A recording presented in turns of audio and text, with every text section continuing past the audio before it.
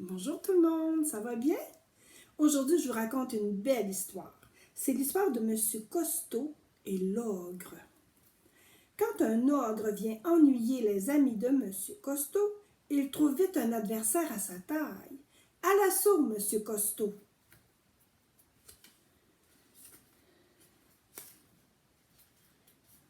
Monsieur Costaud est le plus costaud du monde. Qu'est-ce que ça veut dire costaud? Costaud, ça veut dire qu'il est fort.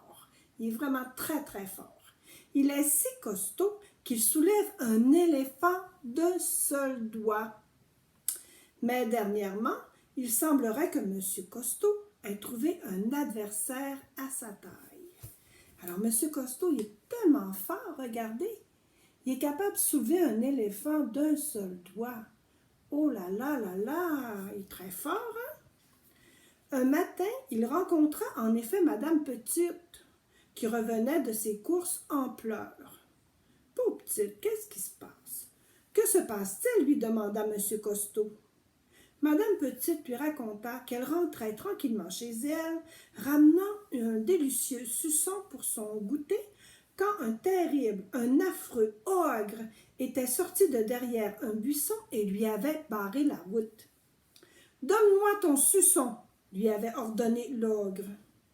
« Oh, regardez, Madame Petite, avec un suçon ou une sucette, dans le livre, ils disent une sucette. Mais nous, chez nous, on dit souvent un suçon. » Lui a volé son suçon. La pauvre Madame Petite n'avait pas eu le choix. Monsieur Costaud fut très choqué par cette histoire. « Nous ne sommes pas loin de chez moi, dit-il. Je vais vous préparer une bonne tasse de café et nous allons chercher une solution ensemble. » Monsieur Costaud installa Madame Petite sur ses épaules et reprit son chemin. Alors regardez le méchant ogre. Est-ce que vous auriez peur de cet ogre-là si vous le rencontriez? Ouh! Qu'est-ce que Monsieur Costaud va pouvoir faire? Juste au coin de la rue, ils rencontrèrent Monsieur Pressé, qui avait l'air très agité.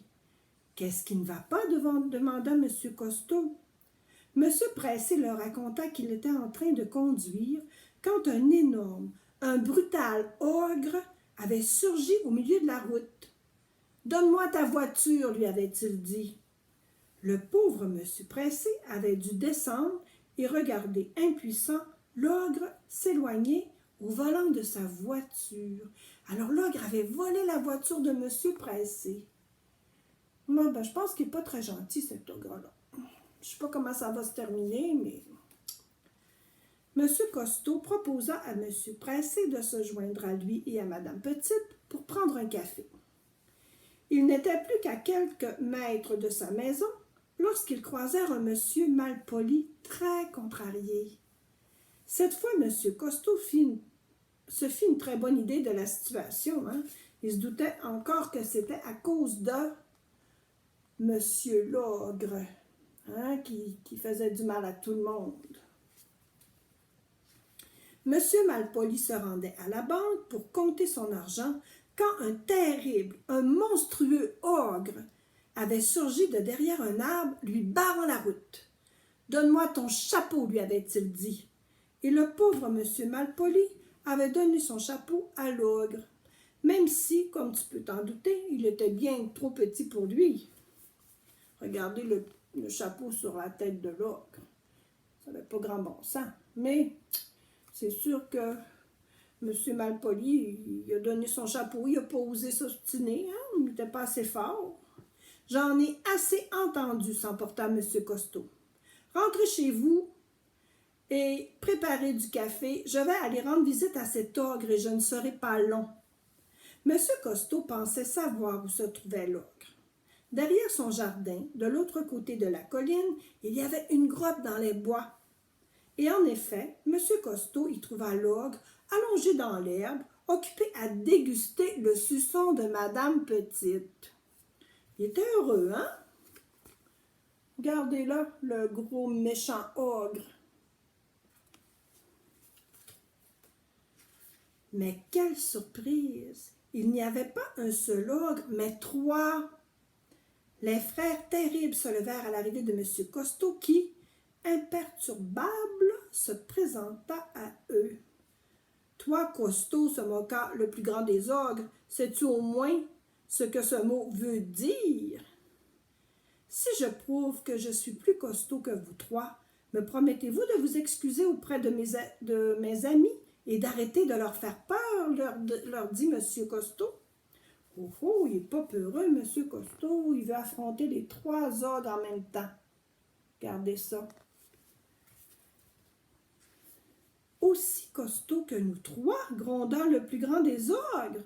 Même mon petit frère est plus fort que toi. Peut-il soulever cela? Demanda M. Costaud en soulevant une grosse pierre au-dessus de sa tête. Facile, dit le plus petit des ogres. Regardez M. Costaud qui soulève une très grosse pierre. M. Costaud lui passa la grosse pierre, mais elle était trop lourde pour lui et il la laissa tomber sur son pied. « Ouch! Ouch! » hurla-t-il de douleur. « Oh, oh! Notre ogre n'est pas si fort que ça, hein? » Regardez, il a échappé la pierre sur son pied. « Pousse-toi de là, Minus! » gronda le deuxième ogre à l'attention de son frère. « Je parie que tu n'es pas capable de soulever cette pierre, tonna-t-il en indiquant à M. Costaud un énorme rocher. Celui-ci sourit et y parvint sans peine. Il n'a même pas eu de la difficulté, regardez. Ah, il a soulevé la très grosse roche. Qu'est-ce que l'ogre va faire? « À vous de jouer, dit M. Costaud. » De toutes ses forces, le deuxième ogre tenta de soulever l'énorme rocher. Il le leva à 3 centimètres du sol, avant de le faire retomber sur ses doigts. « Ouch! Ouch! » cria-t-il de douleur. « Oh non, l'ogre, il n'a même pas réussi.